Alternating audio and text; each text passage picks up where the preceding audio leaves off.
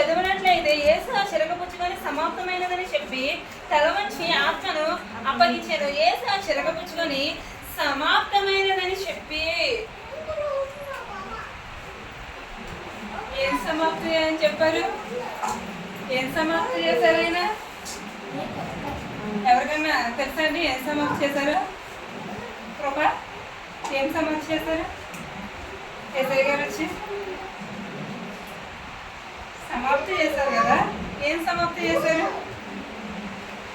ఆయన వర్క్ ఏంటి? రమ్య ఏం సమాప్తి చేశారు చెప్పండి రా. ఆయన వచ్చి ఏం సమాప్తి చేశారు? ఆయన వచ్చిన పని పూర్తయిందని ఆయన వచ్చిన పని పూర్తయిందని. హల్లెలూయా హల్లెలూయా. ఆయన వచ్చిన పనిని పూర్తి చేశారు, సమాప్తి చేశారంట. ఆయన ఏ పని మీద వచ్చారు అంటే సర్వ మానవాళికి విమోచన అనుగ్రహించడానికి. మనము మన అహంకారంతోని మనకున్న పొగరుతోని గర్వంతోని గర్వాంధంలో అయిపోయి యుగపు దేవతంట ఈ లోకంలో ఉన్న వాళ్ళందరికీ కూడా గుడ్డితనాన్ని కలగజేసేసి ఇప్పుడు కళ్ళ వెంట కళ్ళు కలుగులు వచ్చిన వాళ్ళకి ఎలా ఉంటుంది చెప్పండి ఒక మాట. కళ్ళు కలుగులు వచ్చిన వాళ్ళకి కళ్ళుకి ఏమవుతుంది? పొరలో కమ్ముకుంటాయా? కమ్ముకోవా? అవునా? ఎర్రగా అవుతా తర్వాత ముందు పుసులు అనేవి పొరల కింద అవి తెల్లగా కమ్ముకుంటాయి. అలాగా దేవుడు ఈ లోకానికి వచ్చి మానవాళమైన మనకి కమ్ముకున్న గర్వాన్ని, అహంకారాన్ని, పాపాన్ని, శాపాన్ని ఇవన్నీ కూడా తీసివేసేసారంట. తీసివేసి ఆయన ఈ లోకానికి ఎలా వచ్చాడు అంటే దేవుడిగా వచ్చాడు, దయ కలిగిన వాడుగా వచ్చాడు, ప్రేమమయుడుగా వచ్చాడు, కృప కలిగిన వాడుగా వచ్చాడు, క్షమించే వాడుగా వచ్చాడు. ఆయన ఏది కూడా తక్కువ లేని వాడిగా మహిమా సింహాసనం మీద అధిష్ఠుడై ఉండవచ్చు, కూర్చో ఉండవచ్చు. కానీ మన బ్రతుకుల్ని మార్చడానికి, మీకు అర్థమవుతుందండి, మన జీవితాన్ని మార్చడానికి మనం అనుకుంటూ ఉండవచ్చు.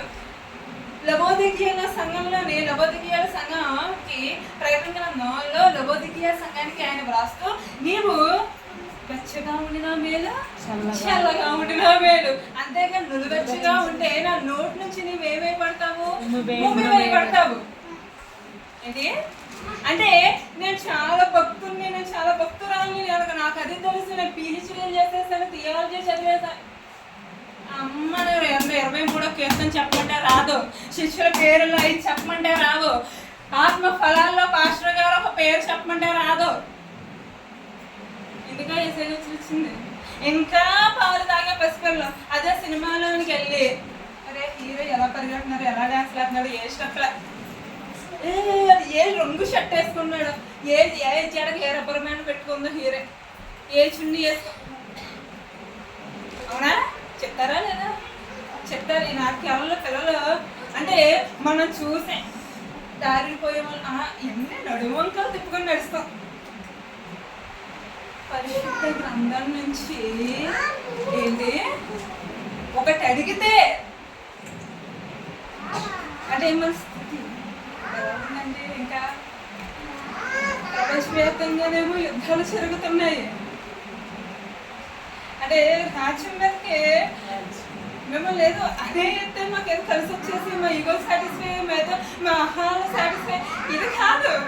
అంటే ప్రభువైన యేసుక్రీస్తు సువార్త భారాన్ని ప్రకటించడం అంటే అలా లాగానే ఉండిపోతే, అంటే ప్రభువైన యేసుక్రీస్తు ఈ లోకానికి వచ్చాడు వచ్చాడు వచ్చాడు సిలువ పైన మరణించాడు. ఆయన మొదటిగా పలికిన మాట క్షమాపణ, రెండవ మాట రక్షణ గురించి, మూడో మాట తల్లిని గురించి బాధ్యత, నాలుగో మాట ఏలి ఏలి నామ సభక్తని నా దేవా నా దేవా నన్ను ఎందుకు చేయి విడిచావు, ఐదో మాట తప్పికొనడం, ఆరో మాట సమాప్తి, ఏడో మాట సంతృప్తి వాక్కును ఆత్మను అప్పగించుకుంటాను. ఇవన్నీ అంటే సంవత్సరాలు వెంబడి సంవత్సరాలు చెప్తానే వస్తున్నాం. కానీ ఒక సినిమా చూస్తున్నంతసేపు హీరో హీరోయిన్ నేను ప్రభావితం చేసినంత, లేకపోతే నువ్వు చదువుకుంటున్నప్పుడు నీ స్నేహితురాలు కానీ, నువ్వు పనిచేస్తున్నప్పుడు నీ స్నేహితులు కానీ నీ ఆ మాటలను ప్రభావితం చేసినంత దేవుడి వాక్యం ప్రభావితం చేయకపోతే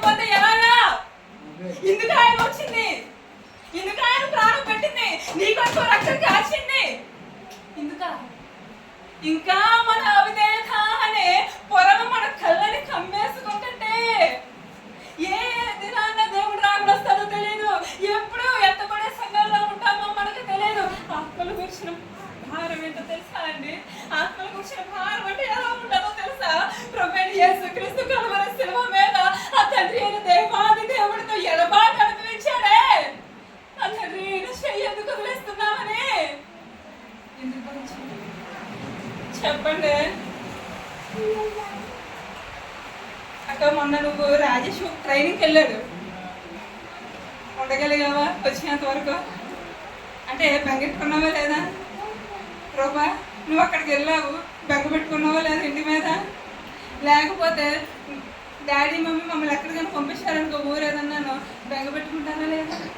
మా మమ్మీ వేరే ఊరే అక్కర్లేదండి, నేను కాలేజీకి వెళ్ళి వచ్చి లోపు పొద్దున్న 10ంటికి కాలేజీ, నేనే వెళ్ళి 10ంటికంటే 4ంటికి గేటెట్టుకొని ఇంకా రావట్లేదు. నేను 4 అయ్యేసరికి పరిగెత్తుకొని వచ్చేస్తాను నిమిషం, మమ్మీకి తెలుసు 4:30 ఇంకా రావట్లేదు. అంటే ఈ కొంత ఎడబాటునే మనం తట్టుకోలేకపోతుంటే దేవాదేవుడా తండ్రి దేవాది దేవుడితో ఎడబాటు అనిపించాడు. ఎందుకు? నీ చేయి పట్టుకోవడానికి కాదా, నా చేయి పట్టుకోవడానికి కాదా?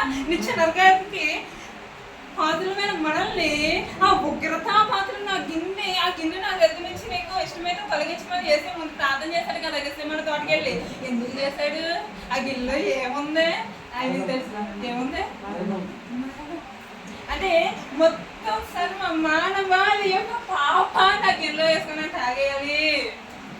అంత వాళ్ళ పాపం అంటే అంటే ఒక్క పాపమే.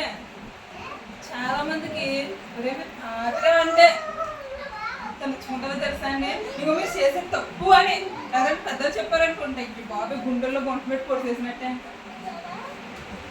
అంటే నువ్వు చేసిన పాపం తప్పు అని చెప్పకుండా ఓ మీరంత మంచి వాళ్ళు, మీరంత అవసరం నేచర్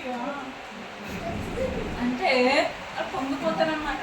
అంతేగాని నువ్వు చేసిన తప్పు అంటే మనిషి యొక్క స్థితి ఎలా ఉంది అంటే దేవాదేవుడేమో నీ కోసం రిక్తునిగా ఈ లోకానికి వచ్చి తన రక్తాన్ని కాల్చాడు, తన ప్రాణాన్ని పెట్టాడు, నీ కొరకు బలి అయ్యాడు. ఆయన నీవు ఏమివ్వగలుగుతున్నావు? ఆయనకు బదులుగా ఏమివ్వగలుగుతున్నారండి?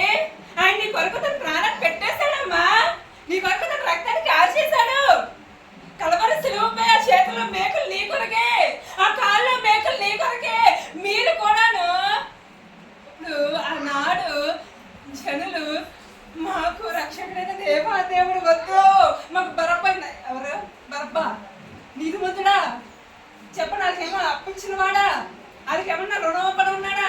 వాళ్ళకేమన్నా రక్షించిన వాడా? వాళ్ళకేమన్నా బంధువుడా, మిత్రుడా? నరహంతకుడు, నరహత్య చేసిన వాడు, వ్యభిచారంలో పట్టబడిన వాడా బరబ్బ? క్రూరుడైన వాడు.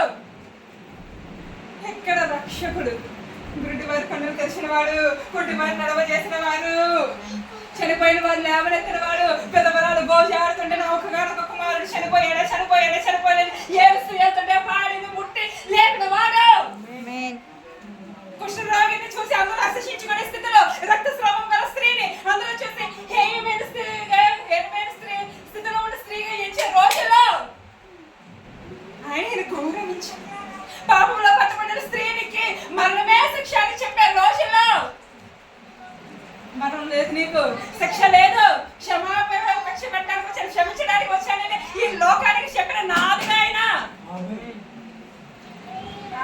అప్పుడు వాళ్ళంత క్రూరులు, మనం అంత క్రూరులుగా ఉన్నాం ఈ రోజు. ఆ రోజు ఏసైన వాళ్ళు ఒక్కసారి మాత్రమే మాకు సిలువ ఇచ్చారు. మన అవిధేయతతో, మన నోటి మాటతో, మన హృదయ గర్భముతో, మన అహంకారంతో, క్రొవ్వుతో మన ప్రభువుని యేసుక్రీస్తుని రోజు వేయట్లేదా? హల్లెలూయా. జాగ్రత్త జాగ్రత్త జాగ్రత్త. ప్రభువు ఏ పని అయితే సంపూర్తి చేశాడో, ముగించాడో, సమాప్తి చేశాడో అదొకసారి ఆలోచించు.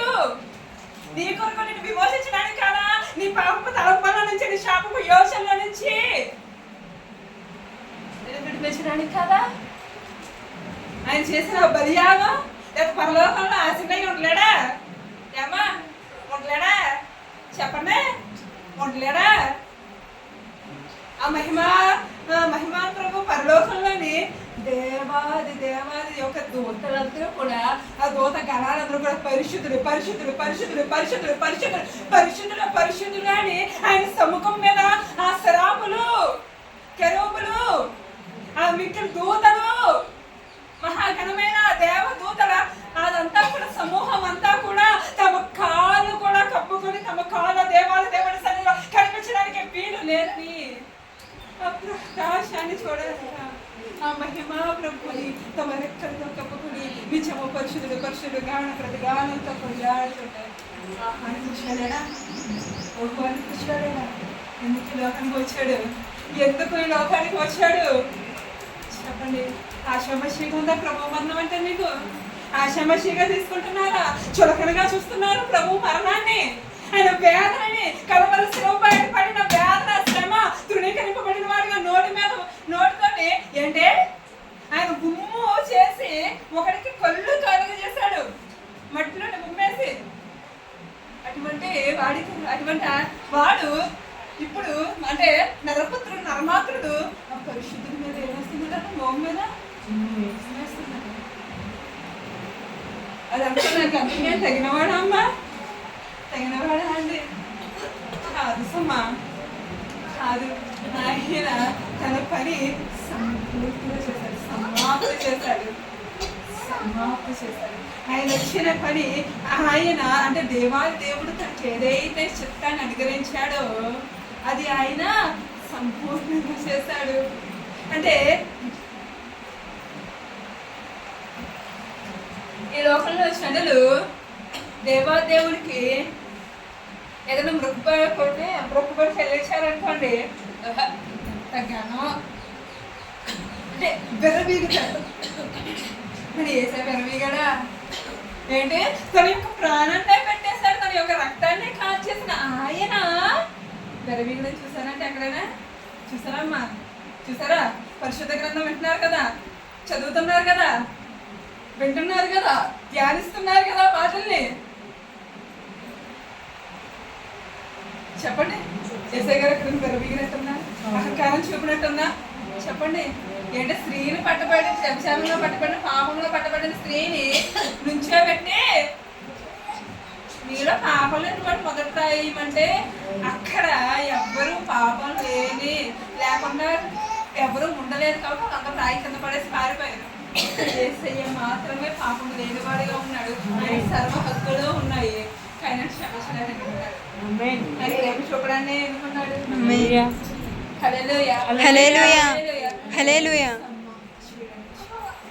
సమాప్తి చేయడానికి వచ్చాడు. తన పని అంతా సమాప్తి చేశాడు కూడాను, తన పని అంతా పూర్తి చేశాడు కూడాను. తన ఆఖరి బొట్టులో తన మనకు చిందించాడు, మన కొరకే, మన రక్షింపబడ్డానికే, మనం విమోచింపబడ్డానికే. హల్లెలూయా, హల్లెలూయా. కల్వరి నాథుని యొక్క త్యాగాన్ని చులకన చేస్తున్నామేమో, లేకపోతే అంత ఎంత ఎంత ఎంత నీ గొప్పతనాన్ని దేవుడి దగ్గర తేకమ్మా. అమ్మా అయ్యా, మీ గొప్పతనాన్ని దేవుడి దగ్గర తేకండి. ఆయన ముందు అబ్రహాము ఏంటి విశ్వాసులకు తండ్రిగా పిలువబడిన అబ్రహాము ఏమంటున్నాడో తెలుసా?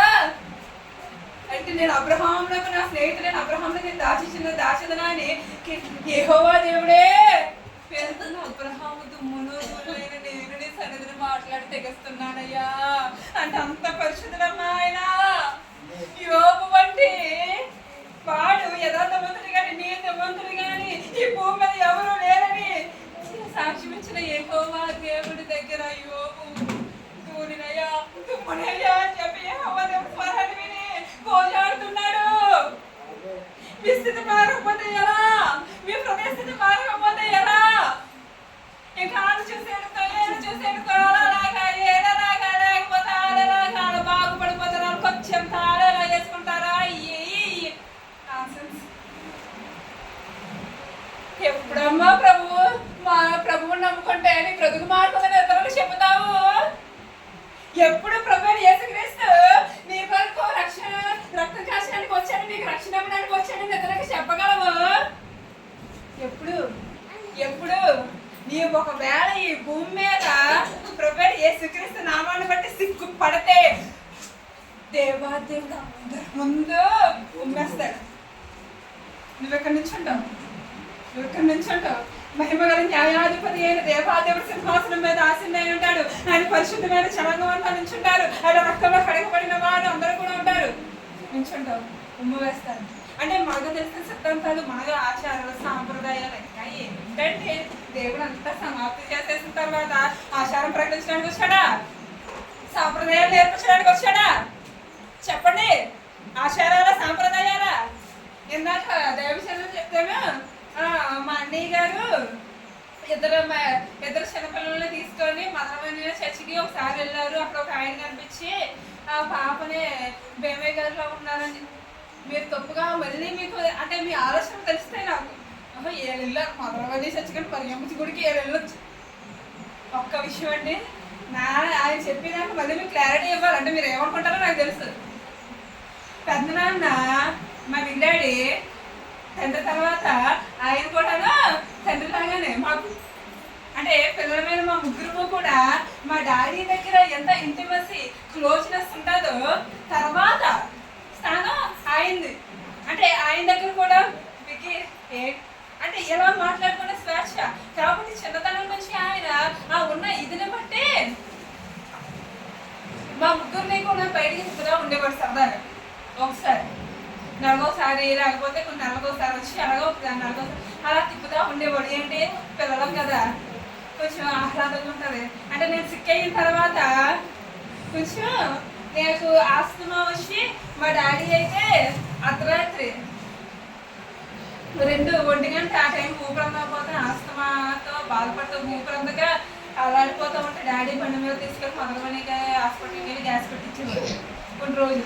తర్వాత ఇంకా అలా పేర్చి అక్కడ ట్రీట్మెంట్ తీసుకొని అంతా తీసుకున్న తర్వాత ఆ తర్వాత నేను నేర్చుకుంటాను కదా మా బిడ్డాడి అలా సరదాగాను నన్ను ఆ రోజు మా అక్కకి నీరసంగా ఉంటుంది లేకపోతే ఏదో పనులు బయటకు వెళ్ళమని చాలా ఇష్టంగా చేసింది.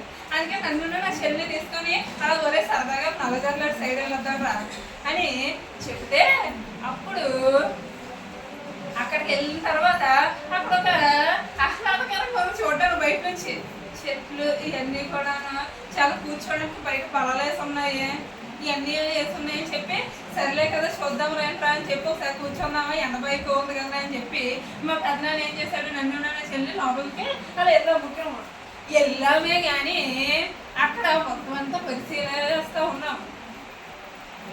అంతేగాని ఓ మరి అమ్మ నీకు దొరుకుతున్నాము మా పెదనాన్న మా నన్ను నా చెల్లిని తీసుకొని ఓ మరి అమ్మ పిల్లల్ని దగ్గరికి తీసుకొచ్చాను వీళ్ళు నీకు దమ్మం పెట్టుకొని తీసుకొచ్చానని ఆయన చేయలేదు. ఎందుకంటే ఆయన దేవుని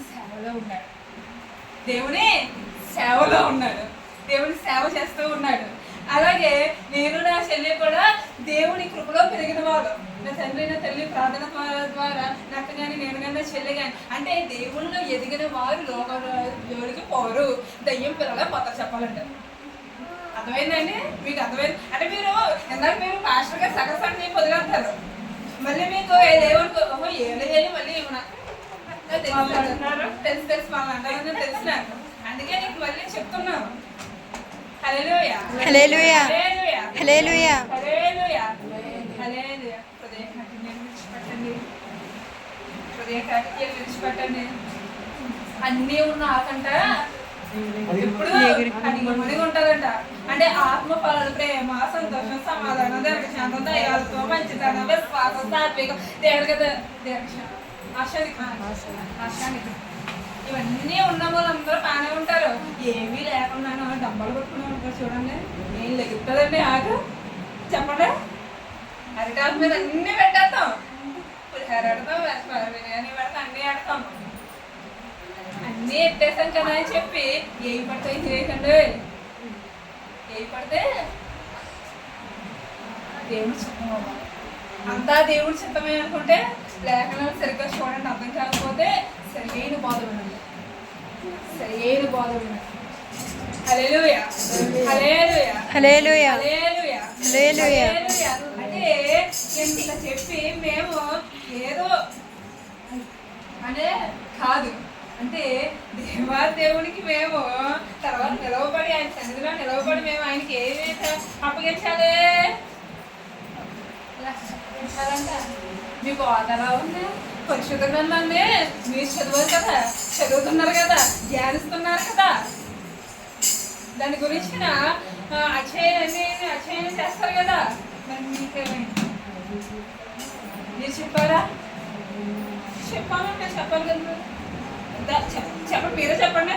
దేవుడు అడిగాడు అమ్మ బోధించే వరం మీకు ఇచ్చాను, ప్రవచించే వరం మీకు ఇచ్చాను, మీరు చెప్పారా లేదా? అడిగితే చెప్పారా కదా. చదివి చెప్పని చెప్పాలా, అంతేగాని వెళ్ళి అక్కడ కొడుకులేము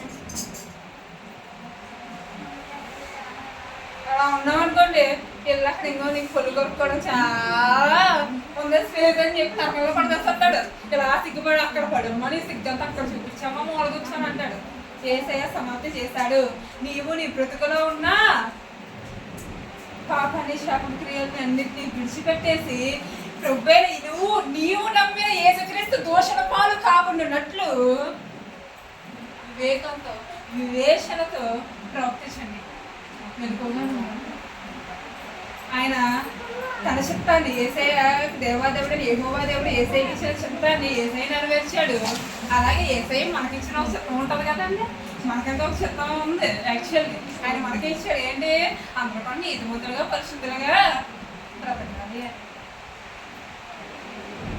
ఇంకా దేనికి పాలు పోసి పెంచి పోషిస్తున్నారో అదంతా కూడాను మీ మనసాక్షులకే తెలుసు, దేవుడికే తెలుసు. అవునా కదా? కాబట్టి మీరు ఆ నీతి గల న్యాయాధిపతి సింహాసనం ఎదుట ఒక్కనాడు మీరు నిల్చొని సమాధానం చెప్పాలనే విషయం మాత్రమే ప్రతి మీరు మాకు చెప్పక్కర్లేదు, పక్కన వాళ్ళు చెప్పట్లేదు. కానీ మీకంటూ మనసాక్షిని దేవుడు ఇచ్చాడు కదా, ఇచ్చాడా లేదా? దారిలో అయినా కానీ మీరు పడుకున్నప్పుడు కొంతసేపు సీరియల్లో ఏమైపోయిందో, సినిమాల్లో ఏమైపోయిందో పక్కనెట్టి ఏసయ్యాని సెపరేట్ అయ్యాని అడిగితే ఆయన తెలియపరుస్తాడమ్మా. మాట్లాడే దేవుడమ్మా మన దేవుడు. ఆ పిన్న అలా చేసినా, వదిన అలా చేసినా, అక్క అలా చేసినా, చెల్లి పక్క ఎందుకమ్మా? దేవుడు రాకడ ఎంత సమీపంగా లేదు, సమీపంగా ఉంది, ఎంత దూరంగా లేదు.